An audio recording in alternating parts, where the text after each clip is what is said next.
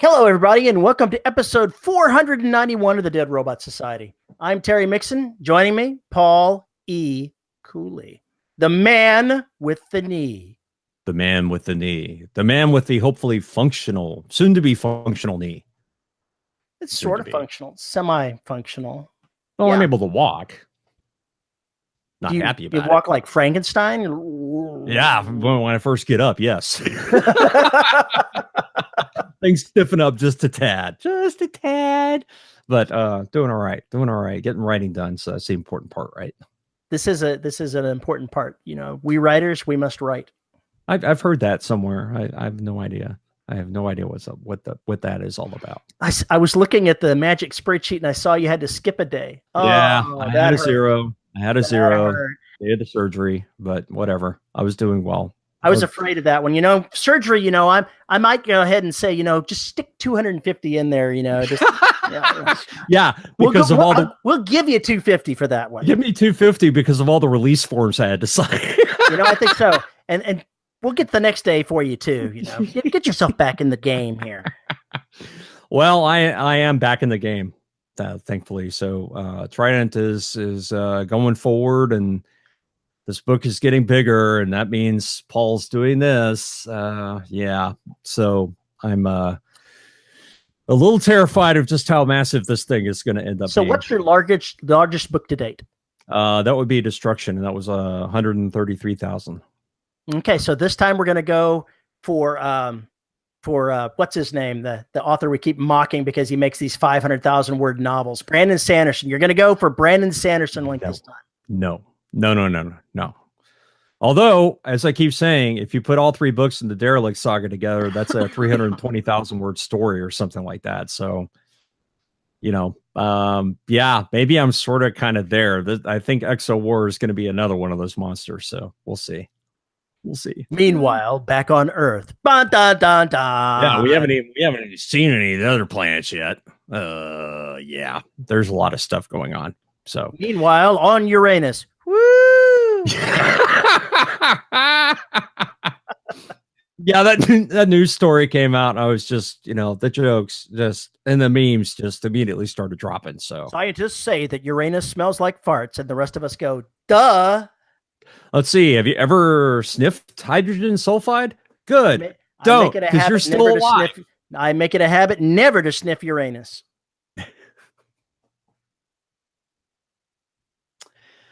Anyway. Yes. The hosts on the show, at least one of them is 12. Yeah. On a good day. So I'm still waiting for edits to come back from Sever Press. And I've got a head cold, so I'm not, or chest cold, so I haven't been recording because I sound like absolute ass. So just focusing on writing. Ass. Back we go to Uranus. Yeah. Anyway, what the hell's up with you? I've been writing every day, so it's been a good month for me. The deadline of getting my 40,000 words back to Glenn Stewart is upon me. I've got 6 chapters and 6 days left in this month, so I will make that. It's just going to take a little bit of, you know, spending some extra time in the chair and making it happen. A little time in the chair. A little extra time in the chair, more than I have been. Mm-hmm. So, yeah, you're going to be busy this weekend. Yep, I am. Thankfully, I think that it's still going to be doable.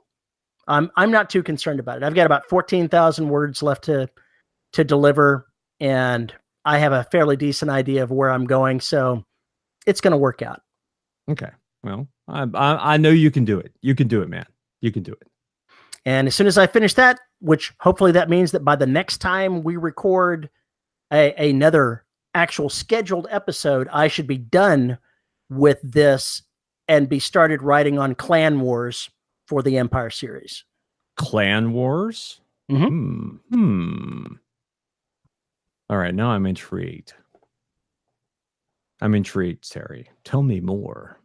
Well, if you'd have read the last book that had Kelsey in it, which was Behind Enemy Lines, then you would find that the people she involved with are part of a set of clans. So that title is a good hint that, there's going to be trouble burrowing between those clans. I'm shocked. Shocked, I tell you. A book with trouble? Wait a second. How did that happen? Isn't that pretty much our bread and butter is causing trouble? And then, for people to be affected by it and kind of get rid of it or be swallowed by it? Pretty much. A character in a setting with a problem. That's what we do. Yeah, and then we try and help them find the solution. No, we absolutely we help them. We absolutely do not help them find the solution. We help them find complications. We take the solutions away from them. The easy ones, anyway. The way they'd rather do things, which would end the book very quickly, you don't want them doing that. So no. That'd be bad. That would be the characters looking at this going, seriously? If it weren't for bad luck, I'd have no luck at all. Despair and agony on me. Deep, dark depression, excessive misery. If it weren't for bad luck, I'd have no luck at all. Gloom, despair, and agony on me. Yes, I unfortunately had to watch Hee Haw the entire time I was growing up. Same here. Yeah. Now you can see the psychological damage it has done to both of us. Yeah, you know what, Terry? That's what I'm going to send you as a gag gift. The definitive collection of Hee Haw. That's just mean. I don't know if they make such a thing, but damn it, you have to have it now. I assure you, I do not have to have it. You're sure about that, huh? That's terrible. Just call me up after the show and we'll talk about it. BR549. Yeah. Mm-hmm. I think we may have lost virtually every person listening to this show by mentioning any of that. I said that about your blah blah black sheep reference, and a couple of people chimed in that they did get it. Oh, wow. I'm impressed. Yeah, so was I. I was shocked. But no, that's where I am in the writing. I've picked up speed. Using the magic spreadsheet has actually helped me write every day. So it's been useful. It's been useful. My entire day is, I could just not write today, or I could crush Paul Cooley's soul. And well, we know how I'm going to go. Yeah. I hate you so much right now.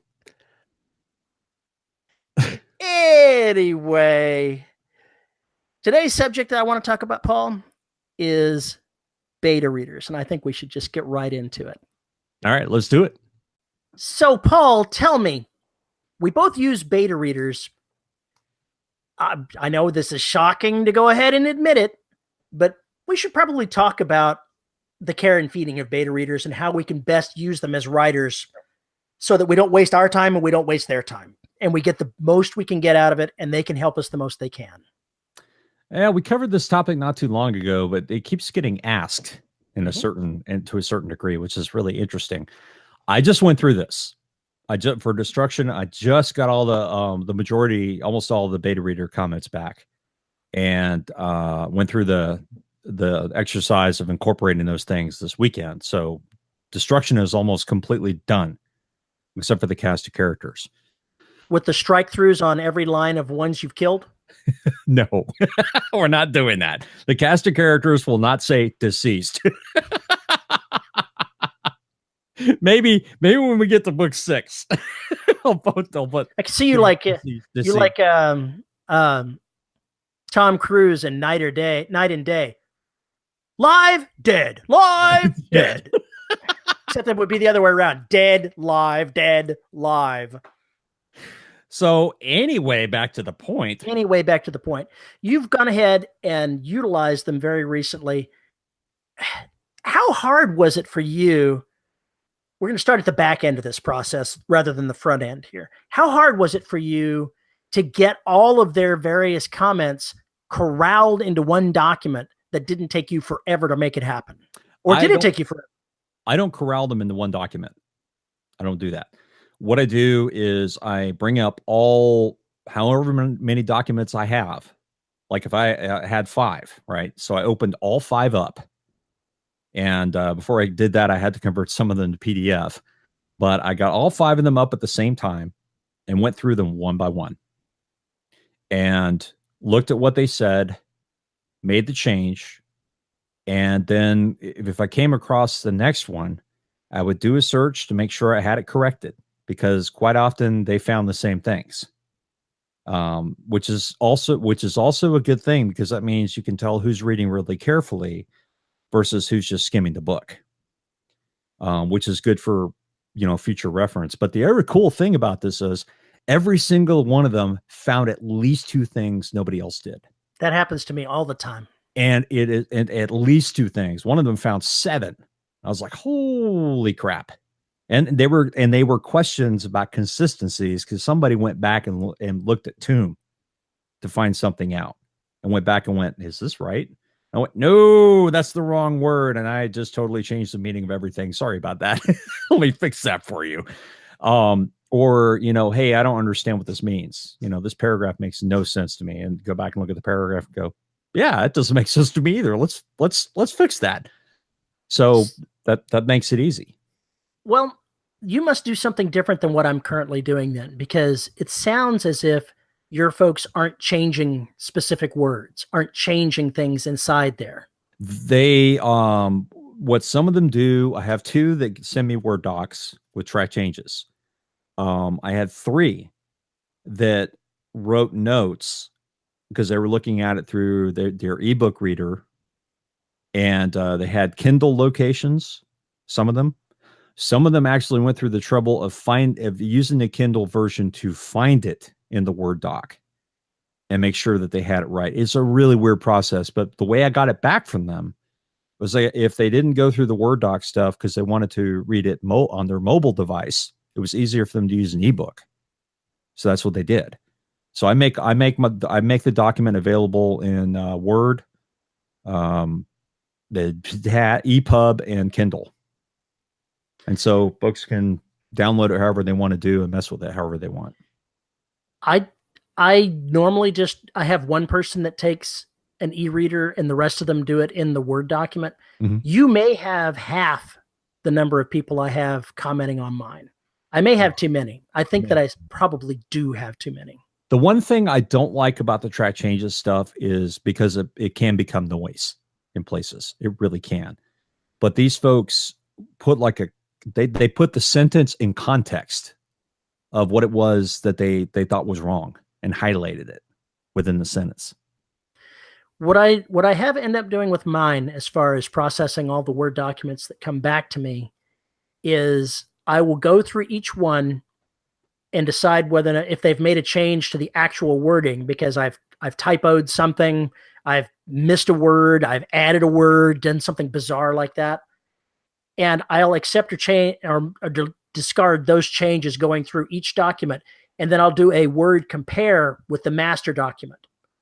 I'll leave the comments in place, not deal with the comments, just deal with the physical changes to the actual text. Right. Then I'll save that document as the new master, and I'll do the next one, and then the next one.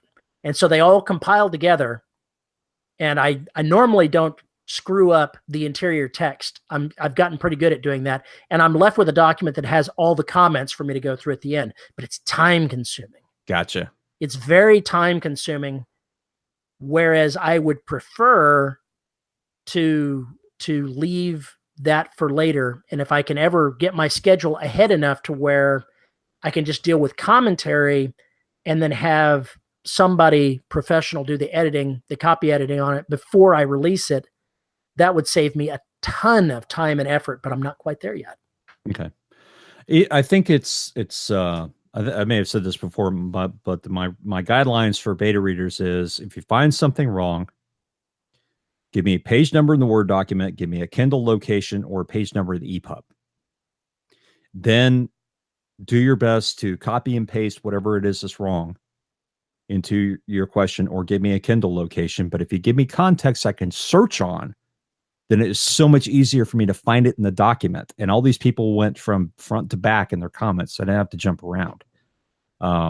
So everything was in order, so I could just basically go through the document, whatever their document was. And by the time I got to the end, I knew I had all those changes incorporated, close that one, go to the next one. And it took quite a bit of Saturday. And then Sunday, I think it took about 6 hours. So probably it was 6 to 9 hours, maybe. I suspect that I spend maybe 20-25% longer than that time-wise going through this.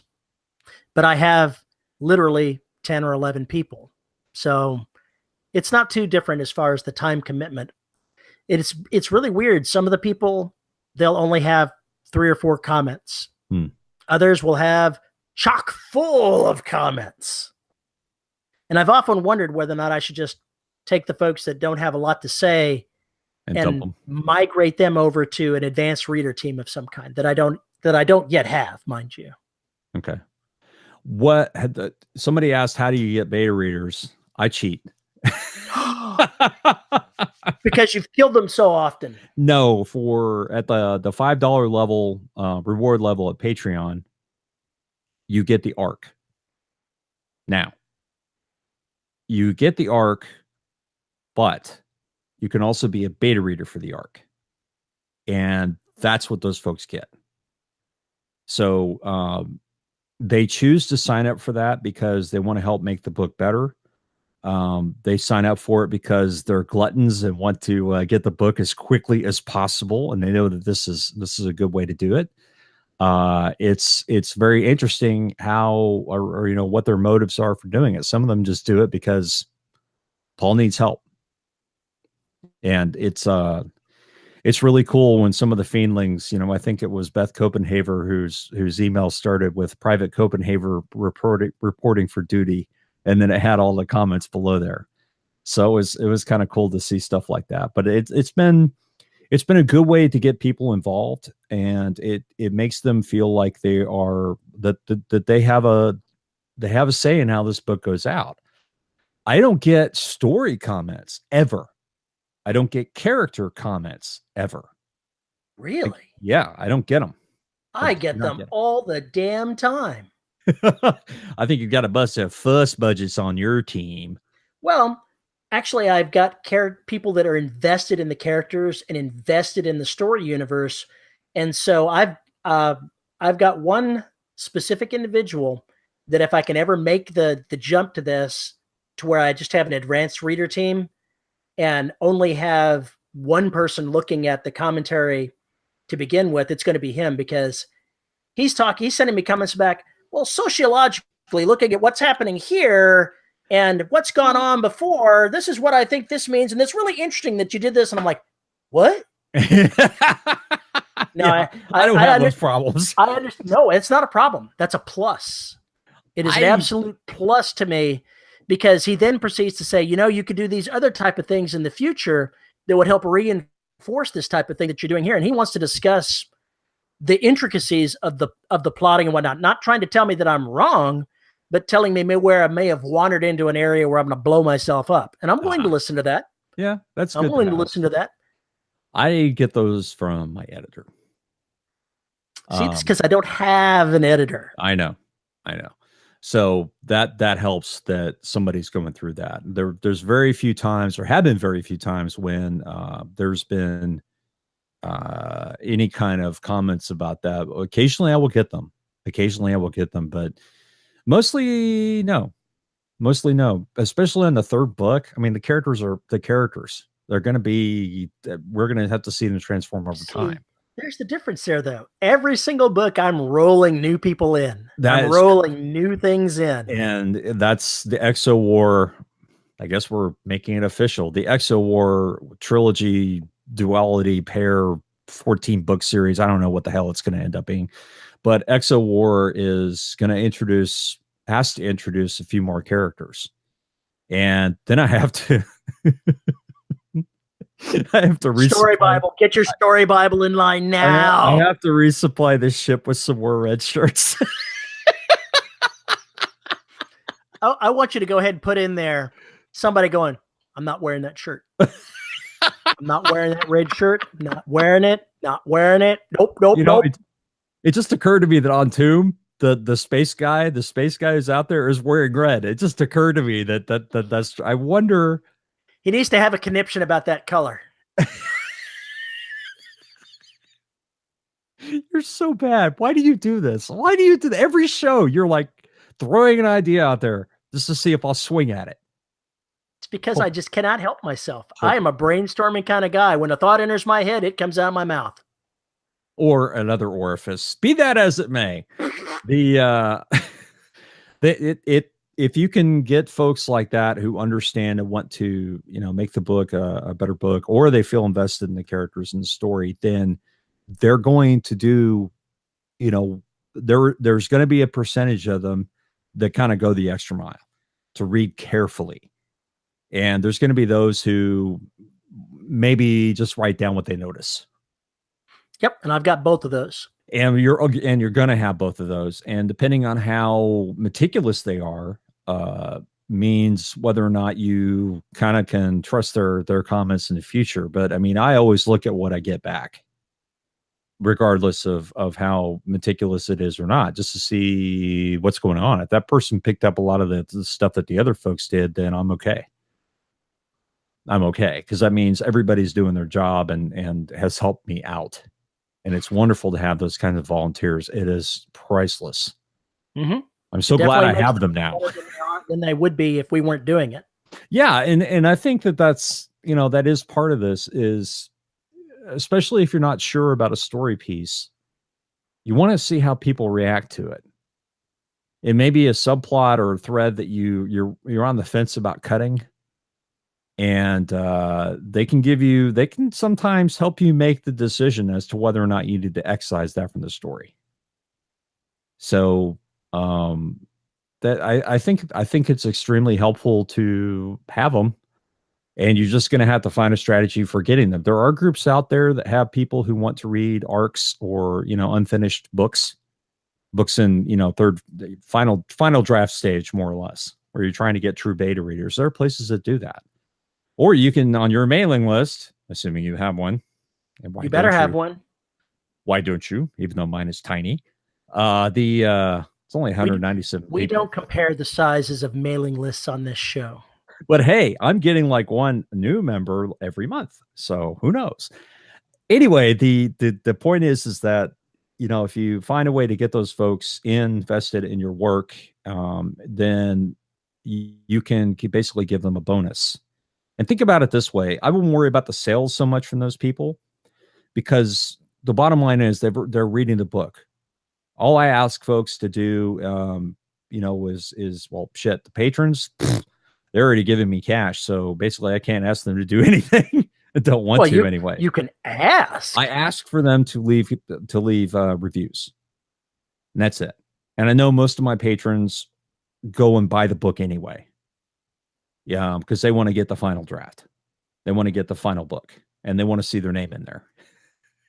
So that's also a good thing. Another strategy, like I just said, is you put in there in the acknowledgments your beta reader names.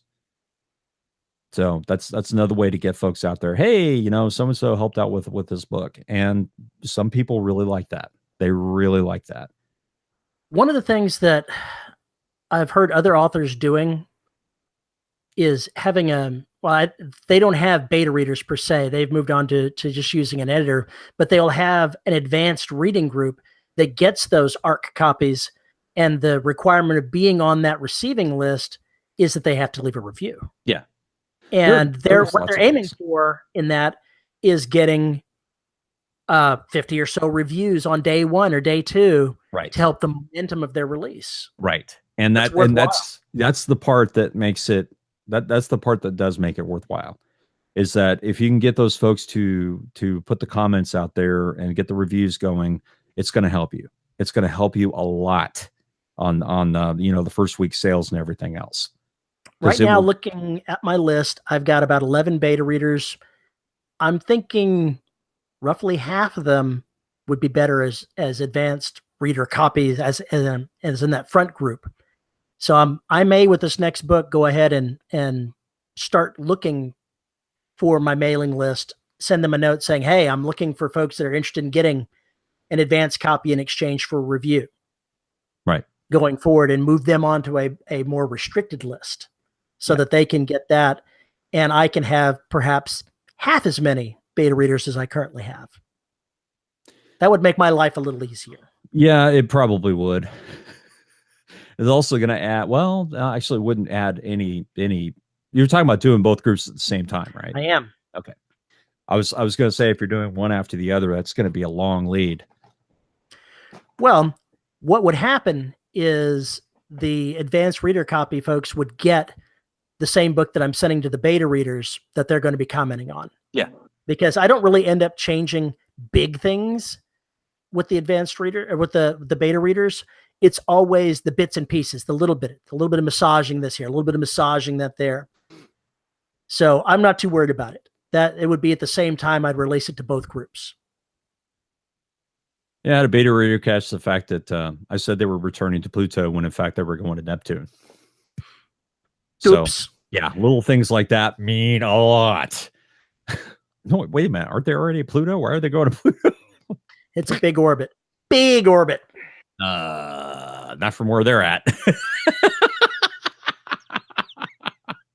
They'd have to stand still and wait for it to come around again. Oh boy. You ever give your beta readers any perks other than getting the book early? I haven't, and I'm curious whether you do.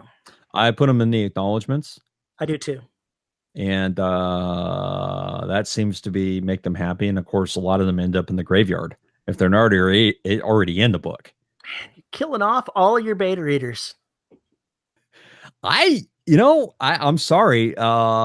Nobody's in the graveyard unless they want to be. And there's a lot of people. I looked at it the other day and went, holy shit, how many people have had through these books now? Have you recycled and started just murdering them again? Garrison Inferno, I think, had probably 11 or 12.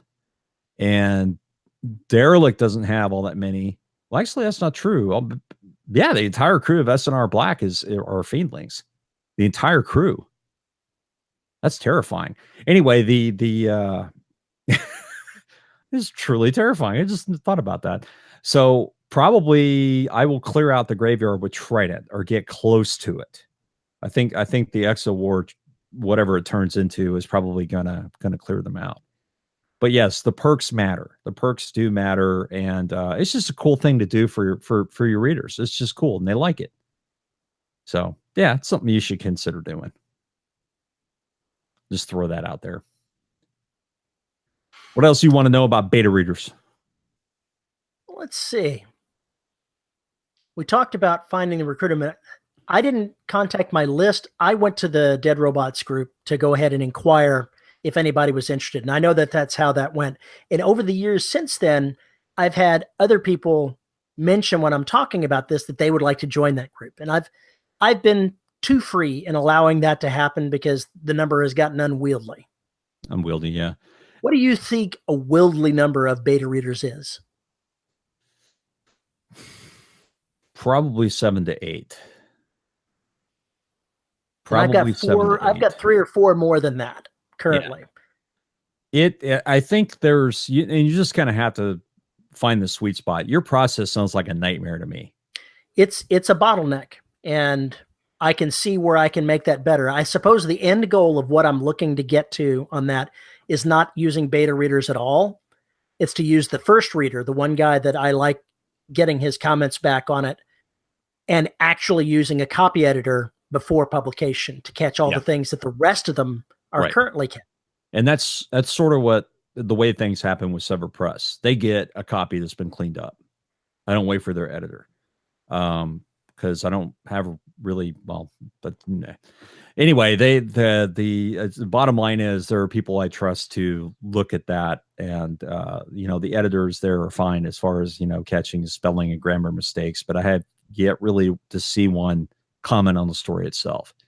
So basically, I want to get that stuff through the pipeline of people who know my work, because the problem is if you don't have like an editor you work with on a regular basis, they don't understand continuity. They don't understand. They haven't read. They're not invested in your series. You're just a book for them to read. if they're not invested in your universe and invested in your stories like that, then they're not always going to be able to help you get around or find these problems, whereas the beta readers will. So that, I think that's a very important distinction. But if you have an editor who's reading your work, an editor who's invested in your work, loves what you're doing, story wise and everything else, if as long as they're not kissing your butt and being critical when it needs to be critical, then you're in good shape. But if you're hiring a freelance editor who's not completely invested in your work, they're not going to find those kinds of things. They're not going to have any concept of the backlog or the context. The problem with this is going to be a little side trip into editing right now. There are various levels of editing that you can get on your novels. And it starts with proofreading. And then the next step up is copy editing, which if you really look at the two of those, they look an awful lot alike. I'm not really sure that anyone can tell me what the difference is between copy editing and proofreading, at least in the places that I've looked at it. Proofreading is spelling mistakes, Mm-hmm. a wrong word, right? In my mind, copy editing is looking at the paragraph, not just the sentence. It's looking at the paragraph and they're going to note things like you use this word too many times. A developmental edit is where they're going to look at the story elements and make sure that everything matches and the characters are consistent. Well, that's actually a line edit. Well, whatever the fuck it's developmental edit is prior to you even getting ready to be in that publication. It's where you are so unsure of the story and the bits and the pieces that you need somebody to help you shape it. All right, fine. So line editing, copy editing, and this other thing, proofreading. So at this particular point, I've finally gotten all my work that I previously published proofread. It's already too late for it. It's already in the wild. So I don't have any of my backlog that hasn't been looked at by someone. Going forward, I can't see paying for a line edit because that's pretty pricey. Maybe a copy edit, but more likely it's going to end up being a proofreading, because I've seen for what I've gotten back, they seem very similar, and I can live with that. I'm pretty confident in the bits and pieces. If I have a first reader to look at it and tell me where I've went wrong in the general sense, I'm good. Yeah. Yeah, I think you just have to find what you're comfortable with and what works for you. So basically what you're saying is that I should go ahead and have a Hunger Games style reduction of my beta reading team. I'm not saying anything. I am not giving anybody those ideas. Okay. That's not going to happen on my end. What you do, you do you, man. You be you, go do what you're going to do and have fun with that. Oh, come on. I want to see them, out there with bows and arrows. That is Star Trek. Yeah. That is totally Star Trek, not Hunger Games. Well, I don't know. That's not Jennifer Lawrence. I don't that's know. James T. Kirk. I don't know of the Hunger Games theme song. I just, whenever I see a fight like that, someone going to break out between unskilled people, that's the song that comes into my head. Oh boy. Shatner's fighting style, I don't know what the hell that was, but it was nothing effective. It was designed to get his shirt off of his chest. Yeah, that's pretty much what it was. Pretty much what it was. What it seemed like anyway. They could do the whole Batman thing where if the woman there stepped in and popped in one, it would say "Tapow." Wow. Yeah, Things I reached for that. Had to be on drugs to enjoy in the 60s. Holy shit. I never actually saw that in the 60s. It was probably more likely the 70s when I saw it in reruns. Yeah, reruns. I saw it in reruns. Yeah, so did I. I'm just talking about the people who made that. And I've read some of the stories about Burt Ward, which are kind of disturbing. I thought we were talking Star Trek. My bad. That's right. We were talking Batman. I didn't see that one. Burt Ward was not in Star Trek. Right. You're right. I somehow got flipped over to Batman again. You and I crossed paths there somewhere and are now, streaking off in different directions. Okay, I'm going, Burt Ward. I'm not seeing this. You brought up Batman. You screwed everything up. When did I bring up Batman? Are you fucking serious? He would fight the Kapow thing. Oh, well, yeah, I did bring that up. That's true. Totally forgot it. Oh my God. I'm getting worried about you, man. I have no memory for those things. My brain is flighty.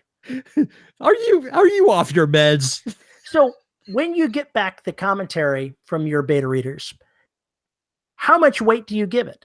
How do you say yes or no or maybe? What weight do you give this? Does it depend on per person, or is it every single thing, no matter who the person is, you at least consider it and maybe implement something? I consider it always. There are some times where it's like somebody missed something or forgot something from the second book. And I'm kind of like, I just don't know if I want to put that back in there. I just don't know. But I did, because somebody mentioned that, I did go back and look at the sentence and modified it to try and refer back to that other scene. So if somebody's reading the series, then they'll be on board. I mean, I think the Derelict Saga is weird anyway, because it really should have been one book. It just would have been one big ass mofo book. So, you know, what did I say? 280,000, something like that. I can't remember. Anyway, that's a lot of work. That's a David Weber style book right there. So you know, it's easy especially over a year, for people to forget that kind of stuff. So I have to look at that though, and I have to say, okay, this is a person who's really keeping up with the series. If they didn't get that, then maybe I need to look at it. And there's some other things where it's just like, you know, I'm not going to cut this because I need this here for the next book, and you don't know that yet. So there's stuff like that I have to enter into. And I really wish I was at the point where I would be halfway through Trident as we're publishing the Destruction, because then I could go back and make any changes I need to Destruction before I finish Trident. I can't do that. And if I did, I'd be writing. When I was still writing serialized fiction in the beginning, I published maybe the third chapter. I'd be writing on a chapter, but I had not released like the 2 or 3 before it. So my release schedule was bumped that much. So I could go back a couple of chapters and make changes to the things that were still in the pipeline. Right. You could retcon before you retconned. Exactly. Yeah. So, I mean, I wish I had the ability to do that on quite a few of these books, mainly Derelict. The Black set up these constraints that I'm comfortable with because I'm breaking them and explaining why I'm breaking them. Derelict's constraints get pretty hardcore in the final book. They get very hardcore. I still break them to a certain degree, but not really break them. I'm bending them pretty hard. But the just admit it. You're bending them over. Jesus. Anyway, you've totally my train of thought is now boarding at the station, you bastard. So I like how you bend them over and boarding. You know, there's all kinds of things you could conflate with that. Yeah. Anyway, as I was saying, what was I saying?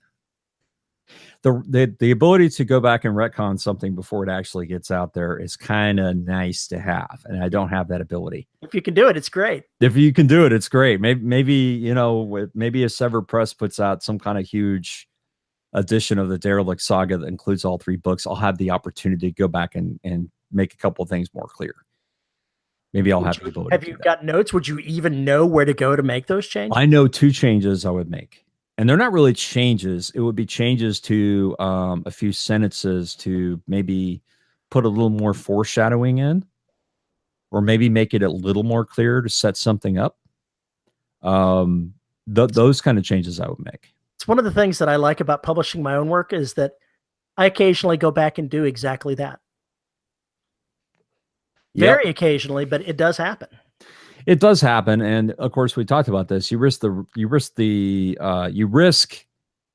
pissing off the people who've already read the books and they're in that state they were in, because now in the future books things are different, or they don't remember something the same way. But usually It's the things that all you minor things. change It's not big things. are very minor things, very minor details that A maybe, character's rank, yeah, a character's planet rank, that somebody was from where I screwed up with the planet they were born on, where I changed the name of a ship where it shouldn't have changed, that kind of killing thing. a character twice, Yeah, little things like that. little things like that. Just little things. Toe tags here, toe tags there. Whatever. All these crazy people. I wish I had the ability to do that. It's not a showstopper in any shape, fashion, or form, but I wish I was like I was so far had a backlog so much of these works that I would have 3 or 4 of them in the pipeline at any one time, so that I could go back and retcon the one before if I needed to, or the one that's not published yet. I would love to get to that point because it would make life so much easier for, this section of Soul and Beyond. I really need to go ahead and get to the process that I want to be. It's one of the things about being somebody on your own. If you look and you see the process, you've got to get caught up to the point to where you can change the process. Yeah. Yeah. I'm going to probably have some changes to my process coming later this year, depending on what decisions I make regarding my recording of the books. So my process will change and probably get more complex, unfortunately, unless I can offload some of the work to somebody else, which I have multiple offers to do. So it's just going to be a matter of figuring out exactly how we do these things and what we're going to be doing with it and what I'm willing to give up. And then I'm going to have to learn how to give up the control. Letting go control is hard. And it is very, very difficult. And I cry every time I think about the fact that, Jean Miro narrated Closet Treats, not because he did a bad job, because it wasn't me. And the same thing with Veronica Giguere doing Demons of Garaga. It wasn't me doing it. And that is very difficult to let go, especially when, I've been doing this for, it's been almost 10 years. Maybe Change is hard. Shadowpublications.com may have had a 10th-year anniversary, and I didn't even notice. How's that for frightening? Anyway, well, you need to go ahead and put out a 10th year anniversary book of every toe tag scene with Thomas Reed. Available at shadowpublications.com for your reading pleasure. Yeah, a little ebook for you. I was talking before you did that. You son of a bitch. You derailed me again. What was I talking about?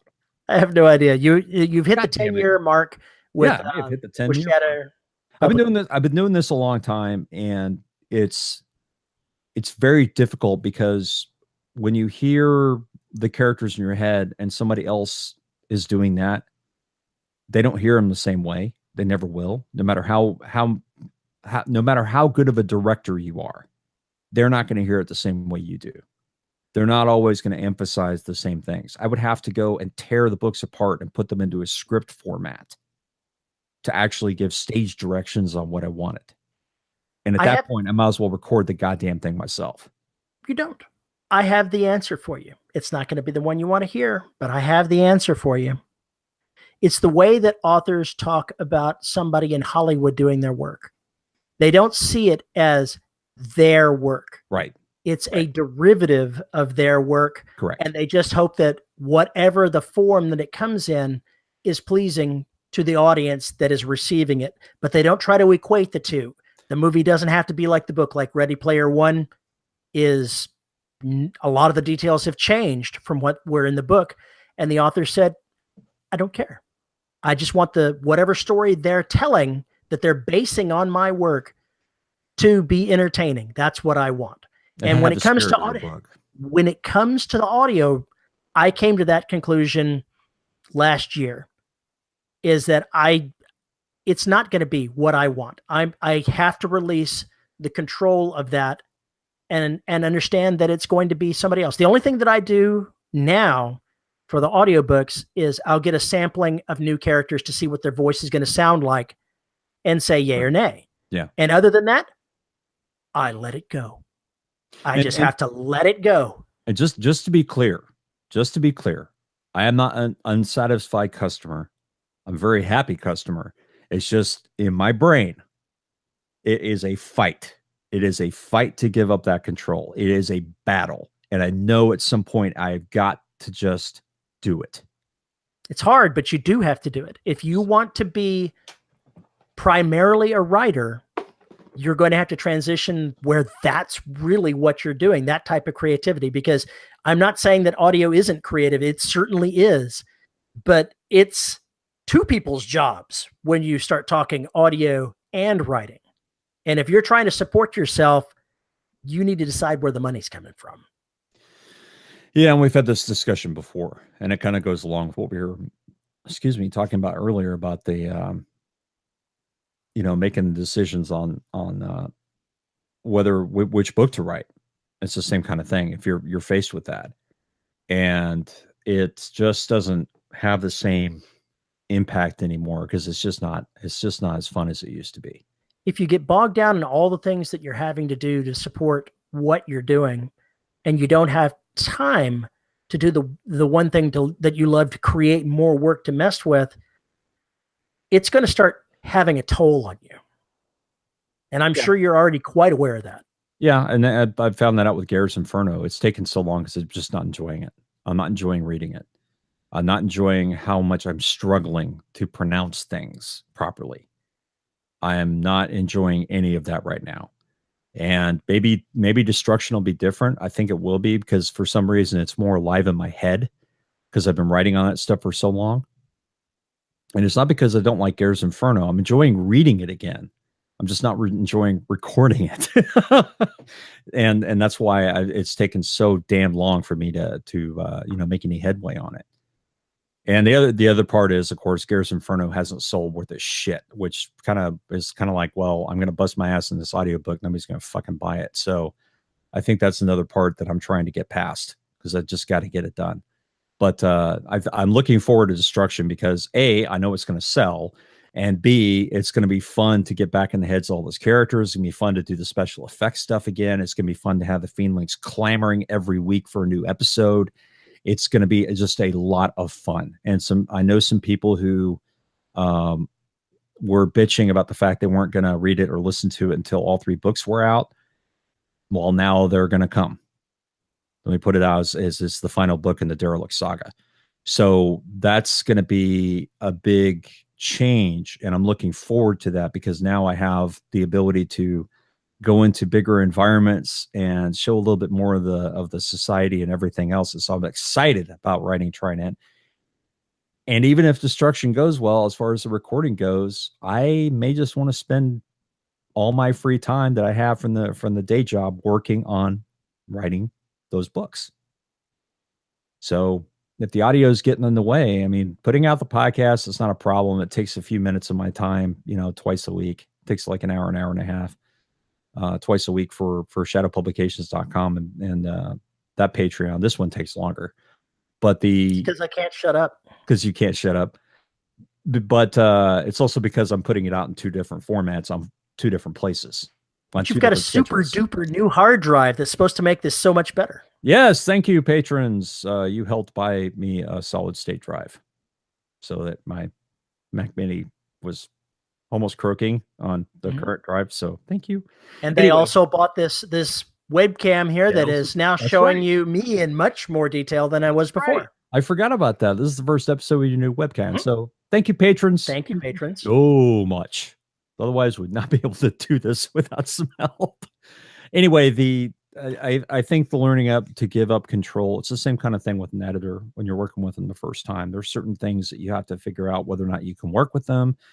And then once you do, how to manage your expectations, how to manage if they find something in the plot that they just completely think is wrong, you really have to look and be willing to say maybe they're right, because your first inclination is always going to be to fight it.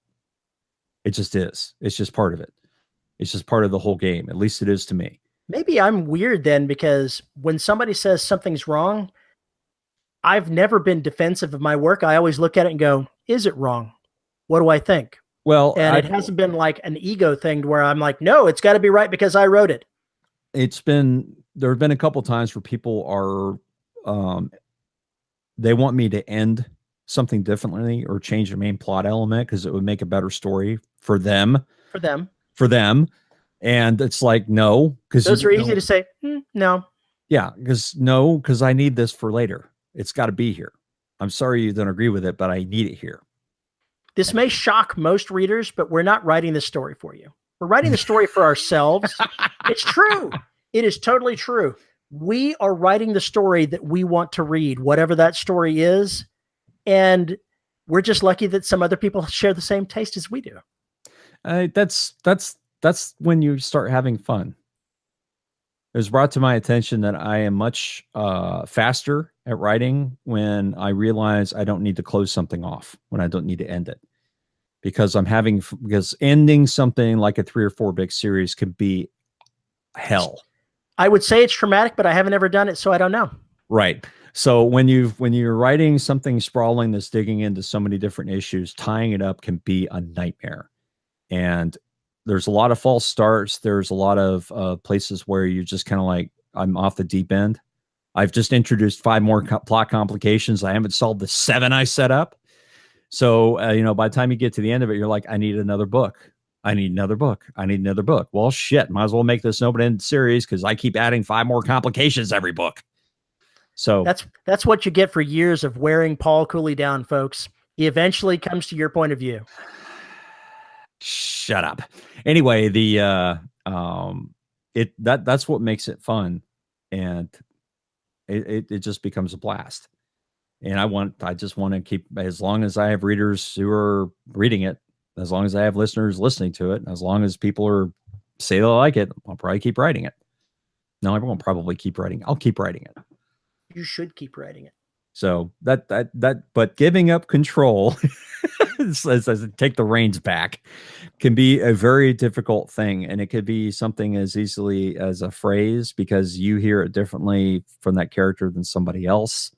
Or, it can just strike you weird, can strike you odd, depending on what the comment is.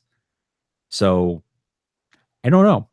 There's some control that you have to give up, and either that or you've got to micromanage. And then if you're micromanaging, there's a lot less stress in your life if you're not micromanaging. If you're micromanaging, you might as well do it your own damn self. That's the way I look at it. You might as well be doing it yourself. There's no point in making somebody else's life hell. Just don't do it. Just don't be a jerk. Don't be a jerk. But yeah, there's a lot of you've been on a completely different process and different set of concerns than I have, and set of constraints. Believe me, I've had my micromanaging issues. Oh, I know. I've had them, especially with the audio, and I know that Veronica is very glad that I am just letting go. Letting go. Yeah. Stepping back. Yeah.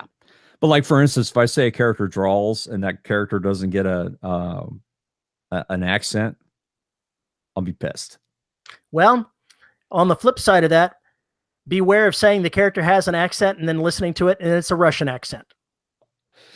Yeah, well, you have to be a little more specific than that. I should have been a lot more specific than that because I was like, oh God, what do I do? Rewrite the books now to have this? Please, not a Russian accent. I'm so sorry. Wait a minute, this guy's from New York. Why is he talking like a Texan? Yeah, that's why we have the thing of I'll listen to the new characters a sampling of their voice now. Right. Yeah, do that now. I'm not proactive enough to have done it in the first place. My mistake. My bad. Do that now. Write that stuff down. So because of those different set of concerns, and because I've been doing the audio so long, I hear, it's just like a doctor is the worst patient. It's the same kind of thing with somebody who's been, doing their own audio forever. And I know several podcasters who have gotten to this point too, where they had to hand it over. And I don't know how involved they are in the process when they hand over the production to somebody else. But it's tough to do. It's tough to think about, but it may just be inevitable. It's hard letting go, but sooner or later, as we evolve as creators, we've got so many things that we're having to do to keep creating all the things we keep adding that we've got to figure out what the core of what we would like to do is and find a way to outsource what is left. to somebody else, or either that or not do it, whatever it is. But you can drown in the amount of things that you want to do. And that's hard. Easily. That's Very hard easily. to let go, but you gotta. I mean, theoretically, I could do all these wonderful things on my website. I could do all these wonderful things with the audio by myself on my own without any problem, but I just don't have the time for it. I just plain do not have the time for it. And I would rather go with somebody who does this for a living in that case. But, we'll see what happens. If only you were an immortal like the Highlander. Oh, if only I didn't need sleep. If only I didn't need sleep. It's going to be a problem, and it's going to be something that need to go. I'm going to have to really think about, cogitate about, and everything else. So that's basically the deal. Well, I need to drag us back to beta reading, or say that we're at the end of the rope on that one. I'm not sure what else we can say about it. I'm inclined to say we're at the end of the rope on that one. I think we meandered all over hell and gone again, starting out with a simple topic, and that's what our discussions are. Pretty much. That's what we do. It's all anybody who's been watching for the almost 500 episodes should know this by now. Yeah, this is actually episode 490, so not too long from now. I wonder if you're going to be able to manage it to get to that and record episode 500 at Balticon. I think we're 1 week shy of the 500th episode. I could think of an interview we could toss in the middle of that to maybe bump us up to that. Oh, okay. I think we can make it work. Might be able to make it work. We'll take that offline. Anyway. In any case, you can record whatever out of sequence episode you want to. It could be episode 500 and we would make it work after the fact. Yeah, pretty much. We'll fix it in post. Fix it in post. Yes.